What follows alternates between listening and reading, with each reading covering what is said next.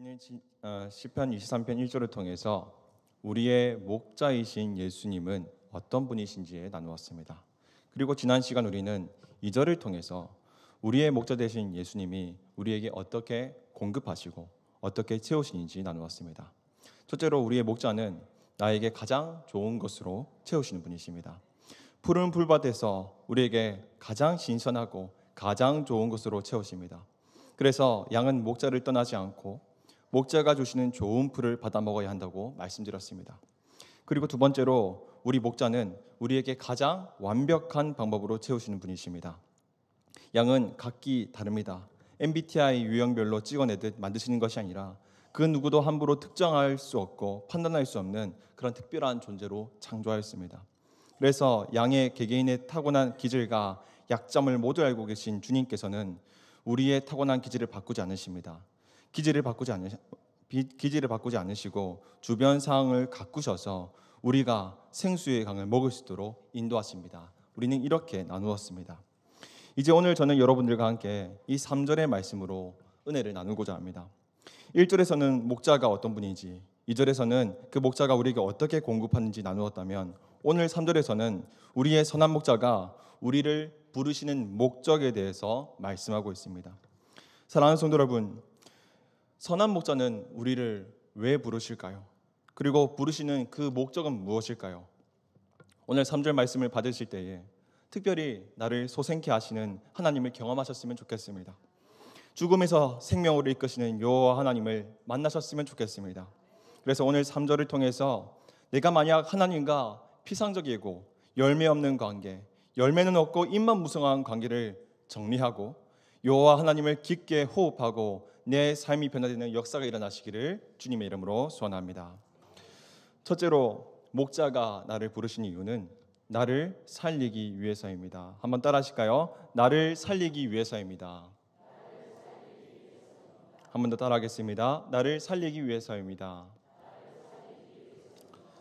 그렇습니다. 나의 목자 되신 여호와께서 나를 부르신 이유는 나를 살리기 위한 것입니다. 나를 죽도록 내버려 두는 것이 아니라 나를 살리기 위해서 부르시는 겁니다. 시편 23편은 굉장히 깊은 시입니다. 6절의 이 짧은 시 안에 시인의 인생과 시인의 개인적인 깊숙한 신앙 고백이 담겨 있습니다. 특별히 오늘 3절은 시인이 개인적으로 경험했던 그런 신앙의 경험을 고백하고 있습니다. 그 경험이 무엇이냐? 그것은 영적인 침체를 말하고 있습니다. 3절의 말씀이 이렇게 시작하지요. 내 영혼을 소생시키시고. 이 말은 시인이 영적인 고갈, 영적인 침체를 경험해 봤다는 것을 의미합니다. 영적인 고갈이라 함은 목자를 떠났을 때 일어납니다. 우리가 날마다 영적인 것을 공급하시고 채우시는 하나님을 떠났을 때 일어납니다. 그런데 이러한 영적인 침체는 한순간에 일어나는 것이 아닙니다. 영적인 침체는 작은 죄로부터 시작됩니다. 아무렇지 않게 허용한 죄들이 스멀스멀 내 삶에 침투해 들어옵니다. 그리고 이 죄는 뚜렷하고 확실한 범죄일 수도 있고 때로는 아주 작고 사소한 것들일 수도 있습니다. 그런데 이렇게 서서히 쌓인 죄는 내 삶 깊숙이 침투합니다. 그리고 내 삶 깊숙이 침투한 이 죄는 서서히 내 영적인 감각을 무디게 만들고 결국에는 내가 영적 침체에 빠졌는지 그리고 빠지지 않았는지 모를 정도로 영적인 판단력을 소실케 만듭니다. 그리고 설령 영적 문제가 있음을 자각했다 할지라도 영적인 침체는 이 문제를 어떻게 해결해야 할지 모르게 만듭니다. 이러한 영적인 갈증은 우리의 영적인 부분뿐만 아니라 우리의 이성과 우리의 지성까지 지배하여 하나님과의 관계를 끊어버립니다. 어느 대학교 실험실에서 개구리를 접시 위에 올려놓고 열을 가하는 실험을 했습니다. 접시 위에 찬 물을 붓고 그 위에 개구리를 올려두었습니다. 물론 그 접시는 개구리가 원하기만 하면 당장 뛰어서 탈출할 수 있을 법한 아주 낮은 접시였습니다. 그리고 그 접시 위에 그 접시 밑에 불을 올려서 서서히 가열되도록 만들었습니다. 매초 0.02도씩 수온이 오를 정도로 아주 약하게 불을 올려두었습니다. 결국 이 개구리는 어떻게 되었을까요? 1시간 30분이 지나고 나서 그 개구리를 보았더니 그 평평한 접시에 있었던 그 개구리는 푹 삶아져서 죽게 되었습니다. 여러분, 만약 이 개구리가 아주 팔팔 끓는 물에 개구리를 던졌다면 어떻게 됐을까요? 당장에 뛰쳐나가 살았을 것입니다. 그런데 천천히 올라간 온도는 개구리가 자각하지 못하게 만들었고, 이미 자각했을 때는 이미 다리가 익어서 탈출할 수 없는 상태가 되어버린 것입니다. 이것이 영적 침체와 같습니다. 뉴스에 오르내릴 법한 죄가 우리를 영적 침체에 빠지게 하는 것이 아니라 0.02도의 작은 죄들이 모여서 우리를 돌이킬 수 없는 영적 침체에 빠지게 하는 것입니다. 저는 초등학교 2학년 때 바다에 빠져 죽을 뻔했던 적이 있습니다. 가족끼리 해운대 바다에서 튜브를 타고 한참을 신나게 놀고 있었는데 어린 마음에 좀 모험심이 생겼습니다. 그래서 안전하게 사람들이 바글거리는 그런 얕은 물가에서 노는 것이 아니라 좀 더 사람들이 적은 깊은 물가로 들어가서 바닷가로 들어가서 놀고 싶었습니다. 또 그때는 안전관리요원이 그렇게 체계적으로 관리하지도 않던 시대였기 때문에 안전요원의 눈을 피해서 충분히 그럴 수 있었습니다. 남들이 가지 않는 곳이었기에 좀 더 짜릿함을 경험하고 싶었던 것 같았습니다. 어차피 튜브도 하고 있었고 그랬기 때문에 좀 더 깊은 곳으로 들어가도 안전할 거라 생각했던 것 같습니다. 그런데 제가 그 깊은 바닷가에서 얼마나 놀고 있었을까요? 튜브에 구멍이 있는지도 모르고 신나게 놀고 있었습니다. 저는 어려서 바람이 빠지고 있는지도 모르고 바람이 거의 없어서 몰캉거리는 그 튜브를 의지하면서 유영하면서 놀고 있었습니다. 그런데 그 튜브가 제 무게를 감당할 수 없는 그 순간이 되자 저는 그 순간 물속으로 쑥 빨려 들어가게 되었습니다. 바다를 가보시면 알겠지만 얕은 물가는 물이 좀 따뜻합니다. 근데 얕은 구간을 넘어서 조금만 깊은 구간으로 들어가게 되면은 바다 깊은 아래층은 뭔가 층이 나눠진 걸 느낄 수 있습니다. 위의 층은 물이 조금 따뜻하고 아래층은 좀 차가운 그런 물이 있죠. 저는 그런 차가운 물 속으로 쑥 빨려 들어가게 되었습니다. 제가 거기서 얼마나 발버둥을 쳤을까요? 한참을 발버둥을 치면서 바닷물을 들이키다가 어느 순간 기절해 버렸습니다. 그런데 하나님께서 저를 그렇게 그 자리에서 죽게 하실 계획은 아니었던 것 같습니다. 죽을 뻔한 제 삶에 개입하셨습니다. 그래서 제가 기절해서 움직임에 멈추자 아무래도 이제 물에 떴던 것 같습니다. 그리고 파도를 통해서 저를 해변가로 밀어내셨습니다. 그래서 제가 정신을 차리고 기절해서 깨보니까 해변가의 모래바닥에 머리를 쳐박고 기절해 있더라고요. 그래가지고 그때 일어나서 배가 땅땅할 만큼 바닷물을 마셨던 것을 웩웩 올려가면서 토를 해내고 어머니께 달려가서 펑펑 울었던 기억이 납니다. 근데 그렇게 죽을 뻔했다는 서러움도 잠시 아주 극심한 갈증이 저를 찾아왔습니다. 바닷물을 잔뜩 먹은 탓입니다. 그래서 그렇게 바닷물을 잔뜩 먹어서 배가 볼록 튀어나왔음에도 불구하고 그 똥똥한 배에 2리터 생수 한 통을 벌컥벌컥 들이켰던 기억이 납니다. 여러분, 영적 침체가 이와 같습니다. 양은 튜브 하나만 믿고 목자의 음성이 들리지 않는 것을 탐험합니다. 그 일탈은 굉장히 짜릿합니다. 죄가 그렇습니다. 죄는 하나님이 하지 말라는 것을 더 하고 싶은 욕망을 불러일으킵니다. 그리고 그것을 굉장히 즐겁고 괜찮은 일처럼 꾸밉니다. 그러나 이러한 인간의 욕망은 구멍난 튜브처럼 처음에는 괜찮은 것 같지만 점점점 나를 죽음의 장소로 쑥 끌고 들어가 버립니다. 그리고 한순간에 차갑고 깊은 죽음으로 끌고 들어가는 것이지요. 이것이 바로 영적인 고갈, 영적인 침체입니다. 이러한 영적인 침체는 영적인 갈증까지 발생시킵니다. 드넓은 바다는 굉장히 아름답습니다. 그러나 이 바닷물은 먹으면 안 되는 물입니다. 먹으면 죽는 물입니다. 그런데 이러한 영적인 침체는 바닷물을 마시지 않고서는 도저히 버틸 수 없는 갈증을 유발시킵니다. 그래서 바닷물이 나를 죽인다는 것을 알면서도 끊임없이 먹게 되는 것이죠. 그런데 이렇게 찾아온 영적인 갈증이 진짜 문제인 이유는 여기에 있습니다. 내가 영적 침체가 온 것을 알고 영적인 갈증이 있는 것도 알지만 영적인 침체로 인한 갈증은 갈증의 근본적인 해결 방법을 찾지 못하게 한다는 점입니다. 그래서 결국 이 갈증의 근본적인 해결 방법을 찾지 못한 채 바닷물만 끊임없이 들이키다가 바닷물로 배만 땅땅하게 튀어나와 목말라 죽어버린 시체가 되어버리는 것이죠. 사랑하는 성도 여러분, 우리의 삶은 어떻습니까? 나는 지금 탐욕으로 구멍난 튜브를 타고 있지는 않습니까? 언제 바람이 빠져 차가운 죽음으로 쑥 빨려 들어갈지 알 수 없는 그 구멍난 튜브를 타고 무감각하게 깊은 바다로 발길질을 하고 있지 않습니까? 인간의 불순종은 하나님과의 관계를 무디게 만듭니다. 내 튜브가 구멍이 났는지도 모르고 안일하게 바다를 유영하게 만듭니다. 또 어떤 사람은 이미 튜브에 바람이 완전히 빠져버려서 깊은 바닷속에 헤매고 있는 사람들도 있습니다. 이미 정신 차렸을 때는 깊은 영적 침체라는 바닷속에 빠져 있습니다. 이미 죄가 영혼과 육체를 지배하여 정신 차리지 못하게 만듭니다. 우리가 옳은 판단을 못하게 합니다. 그래서 깊은 죄의 수렁에 빠진 사람은 정신없이 바닷물을 들이킵니다. 바닷물이 나를 죽인지도 모르고 끊임없이 들이킵니다. 결국 어떻게 될까요? 죽음을 맞이하게 됩니다. 사랑하는 성도 여러분, 지금 여러분들 가운데 이러한 영적인 안일과 영적 침체와 영적 갈증 가운데 발버둥치고 있지는 않습니까? 영적 침체에 빠진 사람들의 공통점이 있습니다. 그것은 깊은 중독에 빠져 있다는 사실입니다. 해결되지 않을 것을 알면서도 끊임없이 들이킵니다. 먹어도 배부르지 않을 도박을 끊임없이 집어들고 마셔도 해결되지 않는 음란의 바닷물을 들이키며 아무리 들이키고 들이켜도 만족함이 없는 알코올을 취하며 아무리 채워도 채워지지 않는 마약에 손을 대기 시작합니다. 이러한 현상은 지독한 영적 침체 가운데서 발생합니다. 영적 침체는 극도로 공허함을 발생시키고 도저히 채워지지 않는 그 공허함을 채우기 위해서 술과 담배와 도박과 마약과 같은 것을 하게 하는 것이죠. 이러한 중독은 바닷물과 같아서 끊임없이 이러한 죄들을 반복하게 만들고 결국 우리를 죽음으로 몰고 가게 됩니다. 우리 예레미야 2장 13절 말씀을 함께 읽어보겠습니다. 내 백성이 두 가지 악을 행하였나니 곧 그들이 생수의 근원되는 나를 버린 것과 스스로 웅덩이를 판 것인데 그것은 그 물을 가두지 못할 터진 웅덩이들이니라. 아멘. 말씀을 잠깐 띄워주십시오.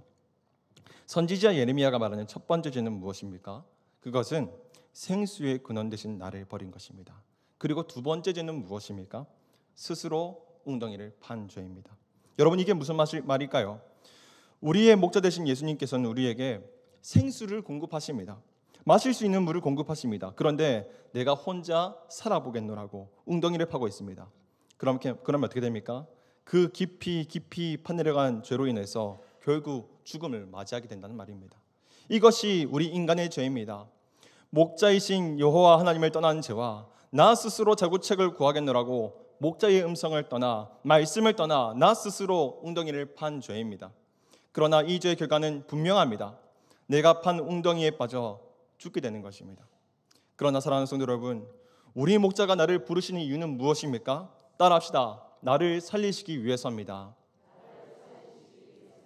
한 번 더 따라합시다. 나를 살리시기 위해서입니다. 그렇습니다. 이미 죽었던 나를 살리시기 위해 나를 부르시는 것입니다. 이미 죽었던 나를 살리시기 위해 생수를 공급받는 자리, 말씀을 공급받는 자리, 내 영혼이 소생되는 자리, 바로 오늘 이 교회로 부르시는 것입니다. 오늘 시인은 3절에서 내 영혼을 소생시키시라고 고백하고 있습니다. 여기서 소생시키다라고 사용된 예쇼베의 원형은 슈브입니다. 슈브의 의미는 돌이키다, 복원하다, 회개하다라는 의미를 갖고 있습니다. 즉 오늘 다윗은 자신이 겪었던 깊은 영적 침체를 회복할 수 있었던 그 비결이 바로 회개에서 비롯된다는 것을 말하고 있습니다.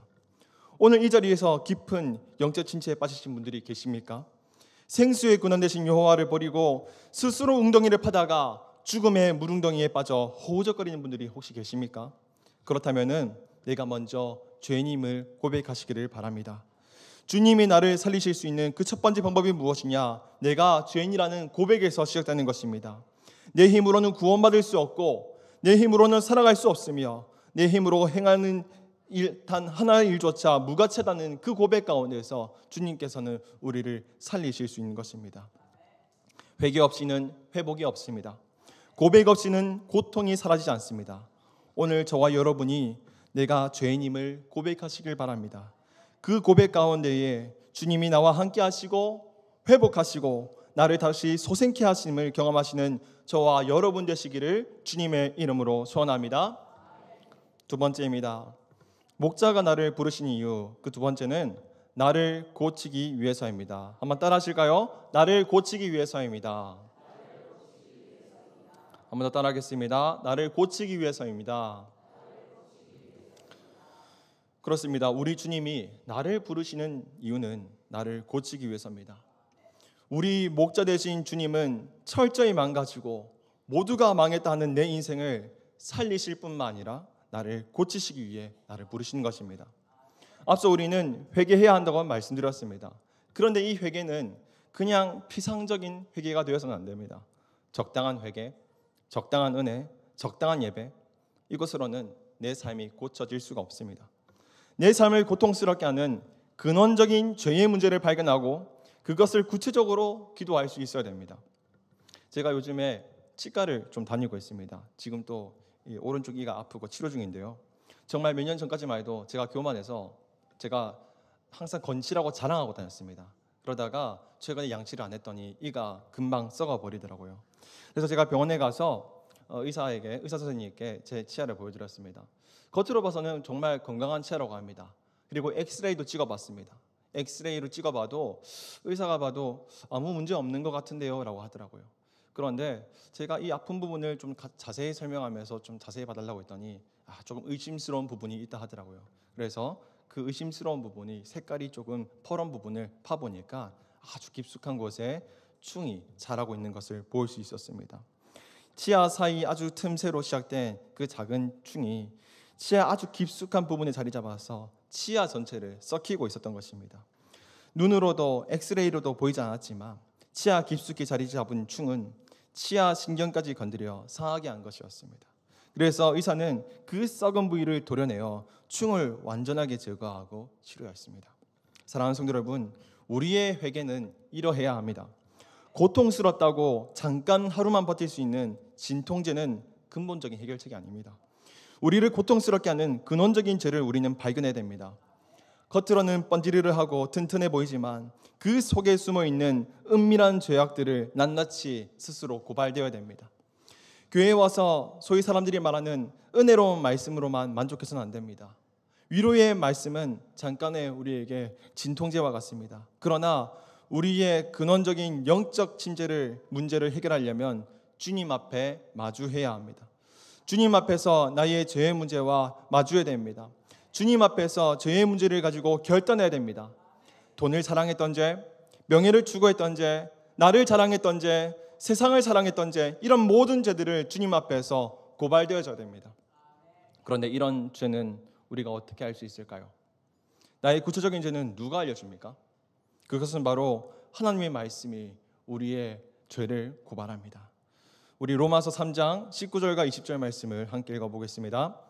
우리가 알거니와 무릇 율법이 말하는 바는 율법 아래에 있는 자들에게 말하는 것이니 이는 모든 입을 막고 온 세상으로 하나님의 심판 아래 있게 하려 함이라. 그러므로 율법의 행위로 그의 앞에 이롭다 하심을 얻을 육체가 없나니 율법으로는 죄를 깨달음이니라. 아멘. 방금 함께 읽은 20절 말씀은 말을 합니다. 율법의 행위로 그의 앞에 이롭다 하심을 얻을 육체가 없나니 율법으로는 죄를 깨닫는다. 이렇게 말을 합니다. 이게 무슨 말이냐면 율법의 말씀을 읽으면 읽을수록 내 죄가 무엇인지 분명히 알게 된다는 것입니다. 여러분, 구약의 율법은 우리가 구원받을 수 있는 율법을 제시하고 있습니다. 그래서 만약 내가 여기 쓰여진 율법을 그대로 살 수만 있다면 나는 구원받을 수 있습니다. 그런데 여러분, 내가 성경을 읽으면 읽을수록 어떻습니까? 난 도저히 이 율법을 지킬 수 없는 사람이라는 것을 깨닫게 됩니다. 내가 죽을 수밖에 없는 죄인이라는 것을 알게 되는 것입니다. 그래서 성경은 우리가 죄인이라는 것을 고발하는 역할을 감당합니다. 여러분, 우리가 십계명의 그 10가지 말씀을 온전히 지킬 수 있다면 얼마나 좋겠습니까? 그러나 누구라도 그 십계명의 말씀을 한 번이라도 어기지 않고 살아노라 자신할 수 있는 자가 있습니까? 없는 것입니다. 그래서 바울은 말합니다. 율법으로는 죄를 깨달음이니라. 아멘.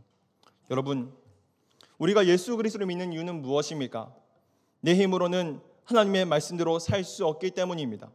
내 힘으로는 하나님 말씀 앞에 온전히 살아갈 수 없기 때문입니다. 그래서 나는 말씀 앞에 온전히 죄인이기 때문입니다. 만약 오늘 여러분들 가운데 내 힘으로 성경 말씀을 그대로 살 수 있는 자가 있다 한다면 그 사람은 예수를 믿을 필요가 없습니다.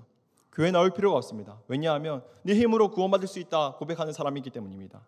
그래서 그냥 그 사람들은 주일에 시내 나가서 영화 보고 등산 보고 캠핑 가면 됩니다. 예수가 필요 없는 사람이죠. 그러나 내가 정말로 말씀을 읽을 때에 내 죄가 보이고 내가 비참한 존재인 것을 안다면 내가 주님 예수 그리스도를 믿을 수밖에 없는 것입니다. 주님께서 말씀하십니다. 마가복음 2장 17절 말씀 띄워주십시오. 건강한 자에게는 의사가 쓸데없고 병든 자에게라야 쓸데있느니라. 나는 의인을 부르러 온 것이 아니요 죄인을 부르러 왔노라 하시니라. 아멘. 여러분, 왜 우리의 목자가 나를 부르십니까? 나는 죄인이기 때문입니다. 왜 목자가 나를 부르십니까? 나를 고치시기 위해서입니다. 우리가 교회에 무엇 때문에 나오십니까? 흔히 말하는 은혜를 받고 돌아가는 것이 아니라 마음을 찔끔 울리는 감동적인 어떤 연설 같은 것을 들으러 오는 것이 아니라 내 영혼을 소생시키시고 내 영혼을 살리시고 내 영혼을 고치시는 그 목자의 음성을 듣기 위해서 오늘 이 자리에 나오신 줄 믿으시기를 소원합니다. 오늘 시인은 3절 끝에서 우리를 의의 길로 인도하시는 도다라고 말씀하십니다. 여기서 의의 길은 무엇을 말씀할까요? 말씀의 길을 의미합니다. 우리가 말씀 앞에 설 때에 나의 구체적인 죄를 알 수 있고 우리가 말씀 앞에 설 때에 나의 고통의 근원의 문제를 해결할 수 있으며 우리가 말씀 앞에 설 때에 나의 영혼이 소생케 되는 역사가 일어납니다. 여러분, 다윗의 일생을 보십시오. 그는 일평생 하나님을 위해 살아왔고 믿음의 사람이었습니다. 그러나 이토록 하나님의 음성을 들으며 살아왔던 다윗조차도 죄의 표적으로부터 벗어날 수가 없었습니다. 여러분, 믿음이 강한 사람일수록 우리의 원수는 우리를 넘어뜨리기 위해서 온갖 방법을 가리지 않습니다. 다윗은 이 원수의 유혹에 넘어졌습니다. 그러나 원수의 바람대로 그대로 쓰러져 있는 것이 아니라 다시 일어나 주님 앞에 자신의 죄를 마주했고 자신의 영혼이 깊은 곳에 붙어있는 이 죄악들을 끊어내는 그런 본질적인 회개를 하였습니다. 다윗의 이런 회개는 범죄의 비참함을 능가하는 위대한 회개였습니다. 그리고 하나님은 이런 회개한 다윗에게 하나님의 살아계신가 자비를 더욱더 풍성하게 베풀어 주셨습니다. 사랑하는 성도 여러분, 오늘 목자 되신 주님께서 우리를 부르시는 두 번째 이유는 무엇입니까? 그것은 나를 고치시기 위해서입니다. 주님 앞에 엎드리시길 소원합니다. 영혼에 묻어있는 때는 오직 그리스도의 보혈로만 씻을 수 있습니다. 눈물의 회개와 눈물의 고백과 눈물의 고백 가운데 성령께서 함께 하실 때에 그 죄가 씻겨 내려갈 수 있습니다. 그럴 때에 주님께서 내 인생을 들어 소생케 하실 뿐만 아니라 내 인생을 고치심을 경험하시는 저와 여러분 되시기를 주님의 이름으로 소원합니다. 마지막으로 세 번째 들어가기 전에 한번 복습을 한번 하고 들어가겠습니다. 목자가 나를 부르시는 첫 번째 이유는 무엇입니까? 그렇습니다. 두 번째 이유는 무엇입니까? 그렇습니다. 세 번째입니다. 목자가 나를 부르신 이유, 그 세 번째는 따라합시다. 자기 이름을 위해서입니다. 한 번 더 따라하겠습니다. 자기 이름을 위해서입니다. 그렇습니다. 우리 목자가 우리를 부르신 이유는 우리를 살리시기 위해서입니다. 그리고 우리를 고치시기 위해서입니다. 그런데 그 어떤 목적보다도 더 중요한 목적이 있는데 그것은 바로 여호와 하나님의 이름을 위해서 부르신다는 사실입니다. 나의 행복과 나의 평안을 위해서만 부르시는 것이 아니라 하나님의 이름을 위해 부르고 계십니다. 오늘 본문에 보면 자기 이름을 위하여에 해당하는 히브리어는 레만 쉐모입니다. 오늘 본문은 크게 세 덩어리로 나눌 수 있습니다. 띄워주시기 바랍니다.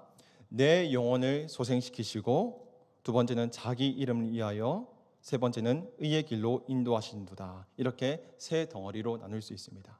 그런데 이 본문을 히브리어 성경으로 직역하여 읽으면 순서가 조금 바뀝니다. 제가 직역해 보겠습니다.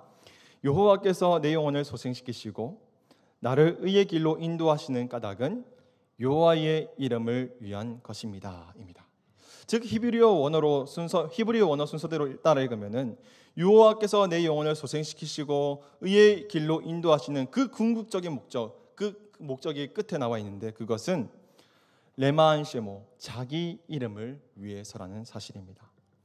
여러분, 우리가 신앙생활하면서 정말로 주의하고 또 주의해야 할 것이 있습니다. 그것은 피상적인 신앙입니다. 적당한 신앙생활입니다. 이러한 적당한 신앙생활은 우리가 교회에서 단순히 복을 받기 위해서 교회를 다니게 만듭니다. 운수대통하기 위해 교회를 다니게 만들고 만수무강하기 위해 교회를 다니게 만듭니다. 좋은 직장에 들어가야 복을 받는 것으로 여기고 사업이 잘 돼야 믿음이 좋은 것으로 여기게 됩니다. 그런데 하나님께서 우리에게 원하시는 것은 그런 것이 아닙니다. 선물만 받고 획 돌아서는 것이 아닙니다. 주님께서, 우리의 목자 되신 주님께서 우리에게 진정으로 원하시는 것은 하나님과 끊임없이 관계하면서 하나님의 뜻을 구하고 하나님 나라를 확장하는 것, 그것이 우리 목자가 우리 양에게 궁극적으로 원하시는 목적입니다. 제가 초등 1부를 맡으면서 학기 초에 아이들과 좀 친해지기 위해서 주보에 광고 한 줄을 넣었습니다. 제 번호를 넣으면서 여기에 전화하면 맛있는 거 사줄게, 이렇게 제가 광고를 넣었습니다. 그랬더니 정말 아이들이 연락이 오더라고요. 참 감사했습니다. 그런데 문제가 발생했습니다. 이 친구들이 저만 보면 탕후루와 마라탕만 사달라는 겁니다. 또 어떤 친구는 묻더라고요. 강도사님, 아기 생기면 이제 저희한테 탕후루 못 사주는 거예요? 이렇게 묻더라고요. 이제 아기를 생기면 돈이 많이 부족하니까 그런 게 아닌가, 그렇게 스스로 생각한 것 같습니다. 이제 이 친구들이 이제 저를 탕후루, 이 마라탕만 사주는 사람으로 생각하는 게 아닌가, 저는 그런 생각이 들었습니다. 이건 제가 이제 예상치 못한 그런 부작용이었는데요. 그래서 저는 주보에서 얼른 그것을 지워버렸습니다. 여러분, 우리 목자는 우리의 양들에게 좋은 것을 주시길 원하십니다. 양들이 원하는 것을 주기 원하십니다. 그런데 단순히 맛있는 거, 좋은 것만 채워주신 분이 아닙니다. 우리 목자는 나와 깊은 관계를 맺고 싶어 하십니다. 필요할 때만 연락하는 그런 관계를 찾는 것이 아니라 깊은 관계를 맺으며 하나님의 뜻을 위하여 그 일을 맡길 수 있는 그런 양을 지금 또 찾고 계신 것입니다. 오늘 다윗이 3절의 고백이 이와 같습니다. 단순히 나를 살리시고 나를 고치시는 분이 아니요 나를 통하여 레만 쉐모, 자기 이름을 위하여 살아갈 수 있는 자를 지금 또 부르시고 있다는 사실입니다. 저는 이번 주에 정말 기쁜 일이 제게 있었습니다. 지난 사역지에 그 제자들이 저희 교회로 찾아왔기 때문입니다. 어떤 아이는 오는 길에 너무 더위를 먹어서 위험하기까지 했다고 합니다. 그럼에도 불구하고 찾아오는 아이들이 버스와 전철을 갈아타며 찾아왔는데 어찌 안 기쁠 수 있겠습니까? 아마 그날 제일 기뻤던 사람은 아이들이 아니라 저였을 것입니다. 만약 이 아이들이 저를 단순히 맛있는 것을 사주고 단순히 좋은 것만 주는 그런 피상적인 관계였다면 절대로 찾아오지 않았을 것입니다. 그러나 이 아이들과 저는 단단히 무언가로 엮여 있습니다. 무엇일까요? 그것은 바로 예수 그리스도, 그분의 이름으로 단단히 엮여 있었기 때문입니다. 제가 이 아이들과 대화하면서 정말로 하나님께 무한 감사하는 내용이 하나 생겼습니다. 그것이 무엇이냐면 제가 중고등부 아이들에게 마지막으로 했던 설교를 아이들이 아직도 그대로 기억하고 있었다는 사실입니다. 전도사님, 저희 아직도 전도사님 마지막에 하셨던 말씀 기억하고 있어요. 그래서 이대로 살아내기 참 힘들지만 그래도 그때 그 말씀 붙잡고 살아내고 있습니다. 그렇게 아이들이 한 명 한 명 그렇게 고백을 하더라고요. 저는 정말 하나님께 감사했습니다. 사실 저도 그랬습니다. 저도 인간적인 마음으로 아이들을 떠났지만 여전히 생각나고 보고 싶을 때마다 그때 그 원고를 몇 번이고 꺼내어 읽으며 나도 그대로 살아낼 수 있기를 기도했기 때문입니다. 제가 했던 고별 속에 여전히 이렇습니다. 우리가 아무리 떨어져 있을지라도 우리의 하나님은 어느 교회나 동일하게 계시니 우리가 그분을 믿고 예수 그리스도의 이름을 위하여 살아내자였습니다. 이것이 무엇입니까? 바로 이 3절에 나오는 레만 쉐모, 그분의 이름을 위하여 사는 것입니다. 그래서 그런 것 같습니다. 제가 강도사밖에 안 되는 부족하고 그리고 어린 사역자지만 그러나 말씀 가운데 역사하신 이는 제가 아니라 여호와 하나님이시기에 설교자는 주신 말씀 앞에 죽도록 엎드릴 수밖에 없으며 단 한 번의 설교 강단에 오르더라도 허투루 할 수 없고 뼈를 깎는 연구와 기도로 준비할 수밖에 없는 것입니다. 단 한 절의 말씀을 전하더라도 그분의 이름이 그대로 전해지기를 기도해야 되고 그래서 여호와의 그 이름이 오늘 또 주님께서 예비한 영혼들을 살리고 고치시는 말씀의 꼴로 채워주실 것을 믿으며 준비하게 됩니다. 이것이 바로 다윗이 23절 3절에서 고백하는 레만 쉐모, 자기 이름을 위하여 고백이지 않겠습니까? 말씀을 정리하겠습니다. 여러분, 목자 되신 주님이 우리를 부르시는 이유는 무엇입니까? 그것은 나를 살리시기 위해서입니다. 내가 깊은 영적 진체 속에 빠질지라도 나의 죄를 자복하면 주님께서는 나를 소생시키십니다. 둘째로 나의 목자는 나를 고치시기 위해서 나를 부르십니다. 주님의 의의 말씀 앞에서 우리의 죄가 드러나게 됩니다. 말씀과 성령 가운데 자복하면 주님께서는 살리실 뿐만 아니라 우리를 고치십니다. 셋째로 우리 목자가 우리를 부르신 이유는 자기의 이름을 위해서입니다. 주님께서는 우리를 살리시고 고치시는 그 본질적인 이유, 목적은 하나님 나라를 위해서입니다. 그래서 나와 깊이 관계하시고 그리스도 안에서 복음으로 함께 살아가시기 위해서입니다. 그래서 우리가 시편 23편 3절을 읽을 때에 우리의 목자 되신 주님께서 나를 부르심에 우리가 더욱 감사할 수 있는 것입니다. 내 영혼을 소생시키시고 자기 이름을 위하여 의의 길로 인도하신도다. 아멘.